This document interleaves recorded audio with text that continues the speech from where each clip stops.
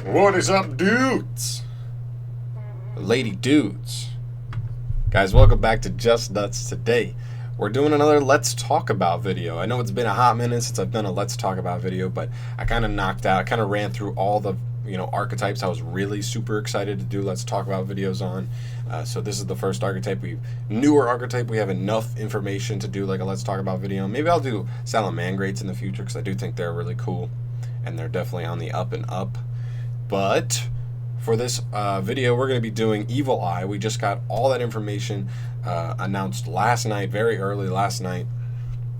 And so, or I guess really early this morning. But today, we actually have enough information on them. And I'm not even sure it's all of their cards. And I'll talk about that in just a sec. But yeah, I haven't done all these. But I guess we'll start with going through the cards, but I'm going to do it quicker than I usually do. I know a lot of these Let's Talk About videos can go pretty long, but I'm going to try and zoom through at least what they do if you don't know, because especially since this is a really new archetype, just so we don't spend too much time on that, and then we can actually focus on the deck as a whole. So, if we're breaking down all the cards and doing them that way, we have 3 main deck monsters, 5 main deck spells, 3 main deck traps, as if there are any other kind of spells and traps. But anyway, 5 spells, 3 traps, and 1 extra deck monster so far, totaling 12 cards for the archetype. That's actually why I think we actually have 1 more card coming. Even in the Yu-Gi-Oh organization, whatever, the new info, what is the word I'm looking for? Jeez. It's like a little, whatever they drop, this little information patch or whatever. Usually they're very good about saying, oh, if this is a set and this is the last support we're getting for this archetype in a set, they will literally have it patched on there like the last of the Evil Eye stuff is here. They didn't put that on there, and there's only 12 cards here. In Hidden Summoners, we got 13, specifically 13 from all 3 archetypes, for Prank Kids, for Maikashi, and for Nephthys.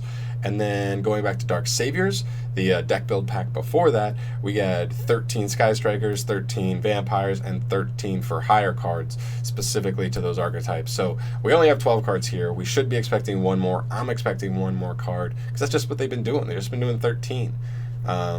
So hopefully it's a good one, and hopefully they're holding out something hype to like get us hyped up later on, closer to the release. They're like, oh, by the way, I know you were already hyped, but here's something else to hype you up even more right before it comes out. I hope that's what they do, but whatever. I'm talking too much about not what I'm supposed to be talking about. So let's start off with the first monster, the main monster in your deck. Possibly the most important engine card in your entire deck is Serziel, Watcher of the Evil Eye. This guy is kind of like your Gandina, and this archetype can really be traced back to kind of Trick Stars and the way their engine kind of works. You have Serziel, who's kind of really reminiscent of Candina, but better overall. I mean, it does a little more than what Candina does. On normal summon, he can search any Evil Eye card from deck to hand. That's not a once per turn effect, so if you're able to do a double normal summon on him, I mean, Goblin's gone, but if there are other cheeky ways to do it, he can search you twice. But yeah, he searches any Evil Eye card, which is any card in the archetype pretty much.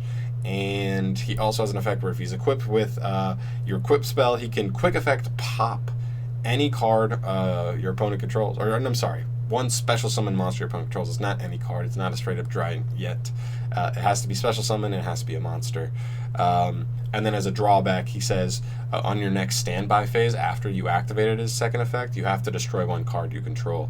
That's kind of trying, for getting a quick effect, powerful effect like that, you need to kind of pay something on your next standby phase. And it's not that bad, but it can be tough, especially if your opponent's able to battle through whatever disruption you had for him. Anyway, our second monster here is kind of like a recursion card. It's Medusa, the Watcher of the Eye of Evil. She pretty much does what Serziel does, but she gets it back from the graveyard. So on normal summon, you get something back from the grave. I really wish they did some stuff on special summon, because you can do some special. There's a card that special summons straight from the deck, or specials from grave, or specials from hand, but they don't search on that. And I really wish you could get extra advantage off of those specials, but you can't. They're only normal summon. It is what it is. Anyway, she also has a second effect, just like Serziel, saying when she's equipped with your equip spell, you can target 1 monster in your opponent's graveyard and banish it. That's a quick effect, so it is kind of like a walking DD Crow, which can be pretty nice, especially against the right archetype. That can be pretty powerful, cutting off certain plays and stuff. And just like Serziel says, she kind of does the same thing to yourself. On your next standby phase, you need to banish a card from your own graveyard. And you'll see that can be a problem. That definitely should be something to worry about. You do banish a decent amount of your own cards. There is one card that recurs, but still keep that in mind. And then the third main deck monster here is Bagilius, the Retainer of the Evil Eye. I like this card a lot. This is kind of like your Lilybell for the deck. He has a big booty at 2,000, but his main thing says if you control an Evil Eye monster, you can special summon him straight from the hand, so he gets on the field really easy. Big booty, just like Lilybell. He also works as an engine card, kind of like Lilybell does. Not the same way, but he says during your main phase, you can just send one Evil Eye spell or trap from your deck to the grave.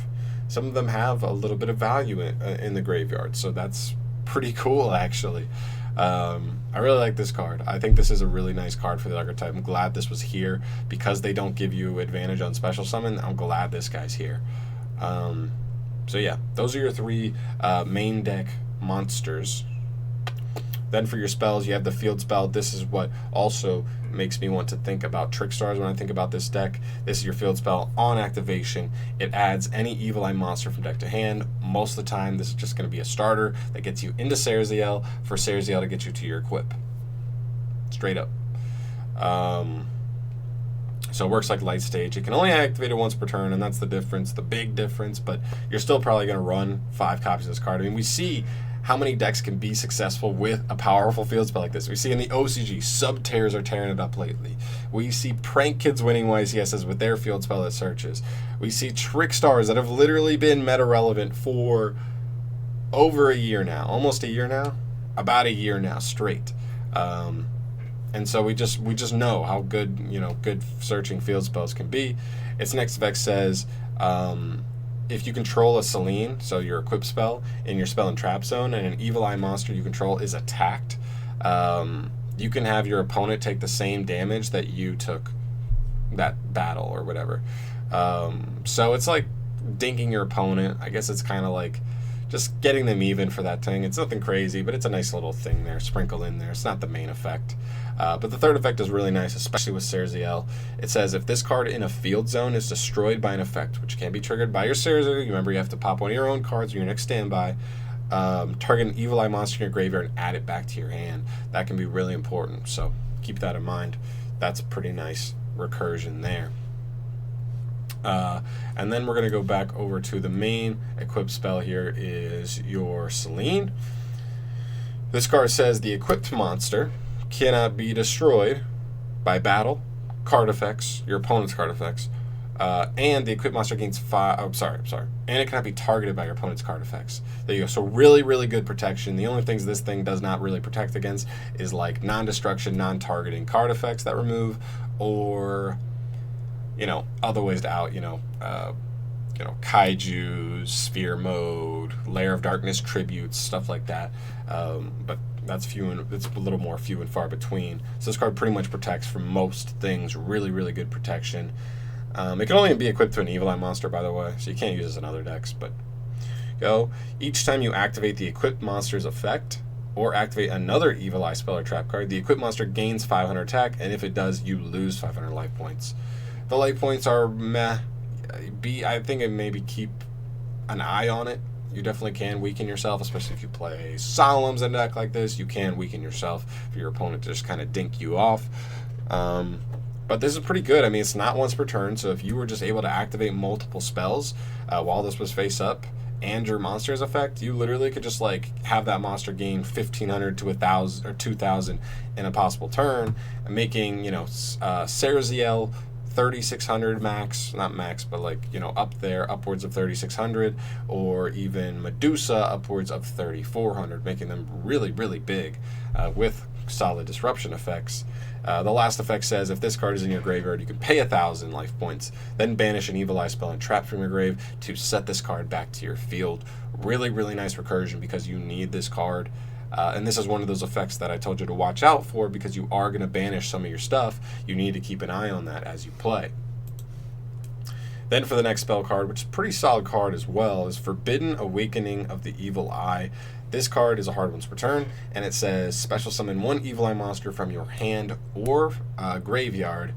But if you had a Selene, your equipped spell, on the field in your spell and trap zone, you can actually special summon an Evil Eye monster straight from the deck. This card is one of the reasons why I wanted your monsters to be able to search on normal or special summon, because this would be so nice to get extra advantage off of this. I mean, I'm not complaining, it gets you a free monster. And even if you don't have Selene on the field, this can just be a special summon to get something back from your grave, or get something from your hand if you want that. If you already have the pieces, on the field or in your hand, you just needed that one more monster. All in all, this is a card that helps you get into your boss monster, which will help you win games. So it's a pretty solid card. I like searchable Monster Reborn / Zodiac Barrage / that card that special summons from your hand, level 4, lower light monsters, quick effect. Can't remember the name. Anyway, solid card. Definitely play that in the deck. The next card is Curse of the Evil Eye. This is a quick play spell. This is your back row removal. So it says if you control an Evil Eye monster, you can target one spell or trap card your opponent controls, destroy it. But if you had a Selene, your equipped spell, in the spell or trap zone, the card destroyed by this effect is banished instead of being sent to the graveyard. I actually think you shouldn't play this card.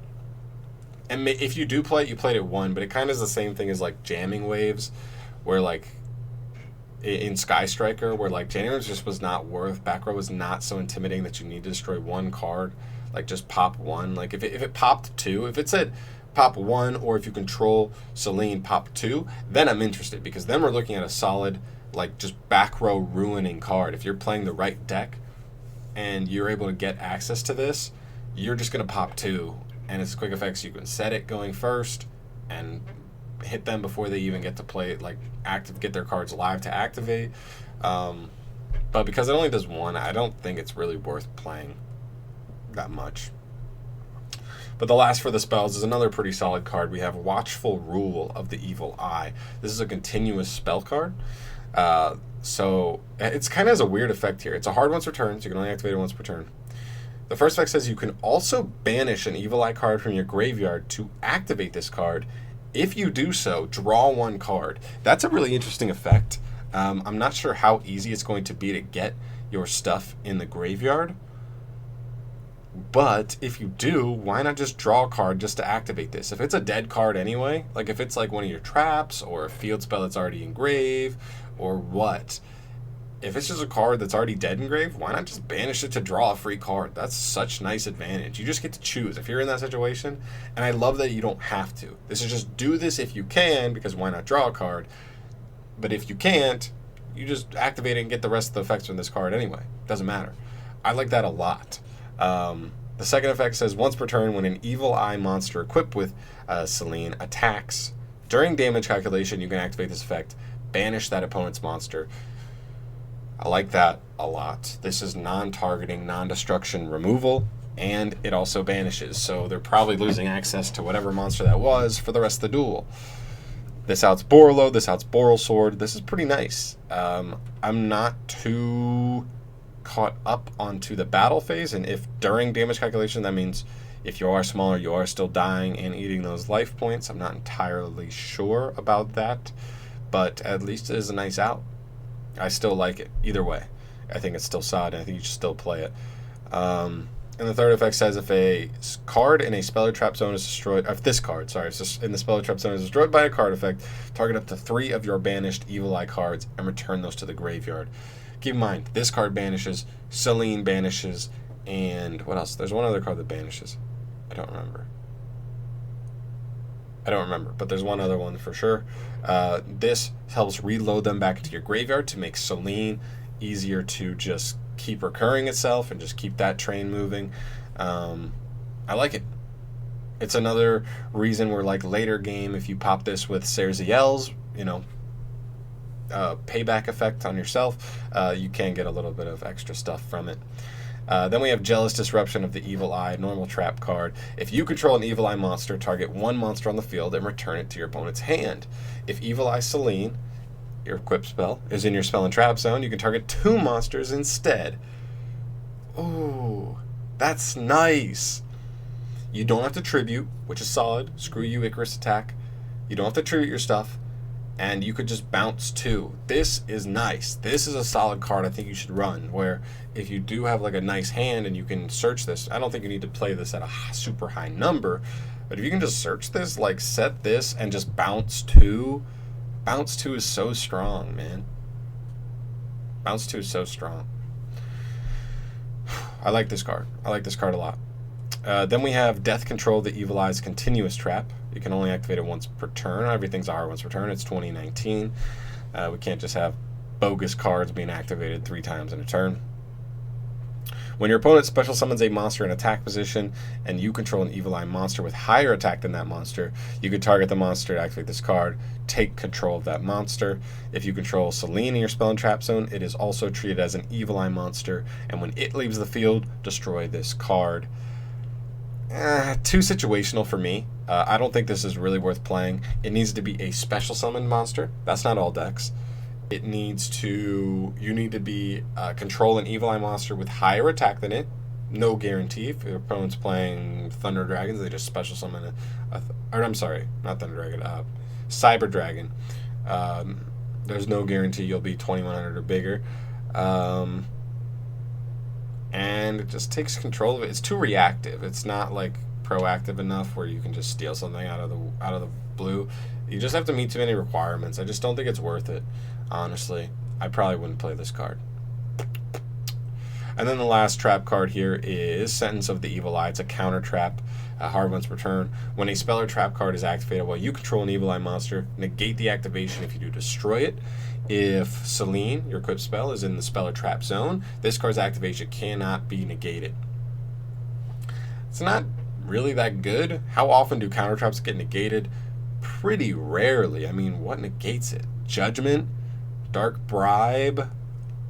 Not a ton of cards can even negate counter traps, so that's kind of like not really worth, like, they didn't even need to make this sentence, but I guess it's better than not having it.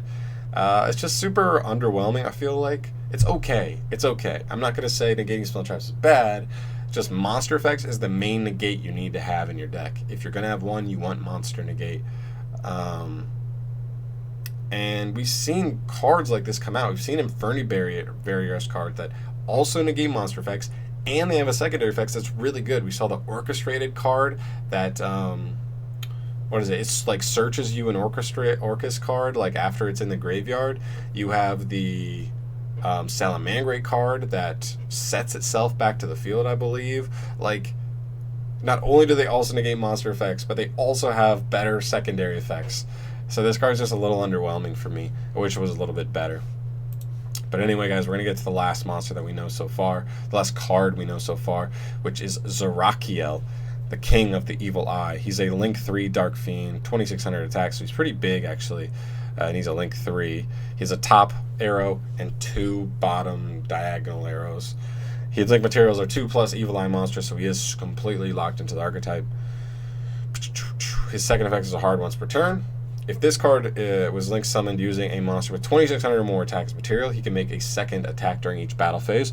So you're trying to use your Serziel's effect and get him up to 2600 with your Eye of Selene, so that you can go use him to go into this, and then he has a second attack. And then while Eye of Selene is equipped to this card, quick effect, you can target one card your opponent controls and destroy it. This is nice, because this is just straight up Dryden. Pop any card your opponent controls. Don't worry about monster, how it's summoned, nothing. Just pop anything. That's so good. During your next standby phase, after this card's effect is activated, negate the effects of one effect monster this card points to. I'm not sure how that works. If this card doesn't point to anything, I don't know if this really does anything, but if it does negate it, it's okay, I guess. I don't know. It's alright. He's pretty solid. I mean, if you do him right, he's going to hit 2 attacks, which is 5200 damage, and he can quick effect Dryden somebody. The problem here is that I don't see too many ways where you can make this guy. Like, going second, I don't, like, unless you open, like, the perfect hand, I really don't see how you make this guy to possibly, you know, pop something and kill 2 cards with, like, 2 attacks. So I don't see that. This is maybe, like, kind of like a later in the duel, almost like, Weather Painters, how they need to, like, build up and then get into their Lake 3 to just negate everything, and then that's like your win condition. This may be your win condition to finally go for game, but it's not crazy, you know? I think it's solid, but I think it's solid if you have the means to go into it, which does not seem to be super readily available with what I've seen so far from these cards. Now, I think some of the biggest flaws in the deck are that while your equip spell is pretty powerful, you only have one. So at max you can run 3 copies, which means consistency may not be there all the way, and you may be forced to use Serziel's Search on your equip spell more than you wish, because it's just a 3 of, and if you don't see it in your opening hand, you're going to be forced to search it, because without it you just lose. So it kind of floodgates your play to be the same thing, whereas if you have it, you can search anything. You can search your negate card, you can search your bouncing trap card, you can search your extending spell, your spell that lets you banish something in the battle phase. Like, you have solid targets to search off of Serziel, but if you don't have your Celine, you're forced to eat it, or forced to search it, eat it. So I feel like that could be a possibility. If we get one more card, which I'm assuming we're doing 13 again. We've done it for the last 2. I didn't even check before that, but it's probably been 13 even before that. If it is, and we have one more card coming, I'm hoping it's either a Link 2 or another main deck monster. That's another thing I'm worried about as well, is we only have 3 main deck monsters. And I did compare this to Trickstars, and I guess Trickstars only have 3 main deck monsters too, but they also have a card like Lycoris that helps maneuver and save like their resources. Like, you bounce your Candida back so you have your follow-up play for next turn. Medusa is not that Lycoris, whereas like Bagilius is kind of like your Lilybell, and Serziel's like your Candina. Medusa is not like Lycoris. You're missing like a card like that, I feel like. Maybe not a card specifically, because Lycoris is so unique from what we've seen. I feel like we're missing one more main deck monster, or if we don't get that, we probably need like a Link 2 that really helps the engine a little bit more, with like maybe an extra search. If you can like Serziel into Bagilius special, go into a Link 2, and maybe get a search from there, that would be interesting. For me, yeah, I think we have some powerful cards, and I don't think any cards in this archetype are specifically broken, but I think that's good. That's good because like literally if Sky Striker Mobilize Engage is a hard once per turn, then is Sky Striker nearly as good as it has been this whole time? Maybe not, but that may be a flaw in what they've designed for the archetype, where they maybe got to this point where like, well, this archetype's not going to be that good, let's just give them a broken ass search card. Oh, alarm. But what I like to compare this to a little bit is kind of like Salamangrates. We saw Salamangrates, and I don't think Salamangrate has a single completely busted card in their entire archetype. I think their cards are pretty fair for the most part, but they're fairly good. They're all good. When every single card in your archetype is good and they flow well, then you don't need that busted card. You don't need brokenness. We just see Salamangrates that all do their job. They all do a very good job getting the engine going. It flows super well, and they're all just good. You see a ton of just +1s in the deck, and +1s aren't broken. +1s are good. +2s are broken. And I think that's what we may see here. I can't tell you how the deck's going to perform. I can't see the future, but I think this deck definitely has definite promise, especially since we don't have one card, and that's what it takes. I mean, seriously, like, could you imagine if Sky Striker, if like for Dark Saviors, they announced every single card in the archetype except for Engage, and then literally the last card they released was Engage? Literally everybody's minds would just exploded, because they would have been like, whoa, broke, deck's broke. And I think that's, I mean, we could see that here. I'm not entirely sure, but I think this deck has a cool future. Definitely has at least Rogue on it. I think Rogue, right? There's got to be like, because there's some decks that just can lose to this. Like, if you just give something Celine, how did it, like, some decks just can't even deal with a monster that can't be destroyed by battle, destroyed by artifacts, or targeted. Some decks just can't even out that, and you may just be able to win with like Serziel with Celine equipped to it. Like, seriously. So I don't know. I think the deck's pretty cool. Guys, let me know what you think. Let me know what you think of this little analysis. I know I still took long, but I really wanted to get through all the cards, and I think I did a good job, like, making sure that the cards I went through like kind of how the cards can interact and stuff a little bit. And yeah, let me know what you think. Let me know if you think this deck is very Trickstar-like. Let me know if you think it's worse than Trickstars, better than Trickstars. I don't know. Let me know what you just think is good in general. Do you think this deck is going to be meta? Do you think it's going to be rogue? Or do you think it's going to be nothing? What do you think? Because I'm thinking between rogue and meta, somewhere in there. I think at least rogue. I think we've already seen enough where I think the deck will at least be rogue and could definitely upset some meta decks. But I'm not positive it will be meta yet, for sure.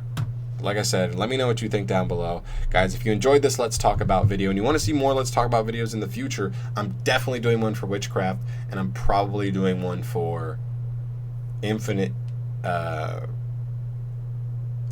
Ignition. Jeez. Oh, man. With the long words, sometimes it's hard to remember. I'm definitely doing it for Witchcraft. That's the archetype I'm actually most excited about. And the first monster we saw from them with its effects revealed this last night shows some promise for that deck too, so look out for that.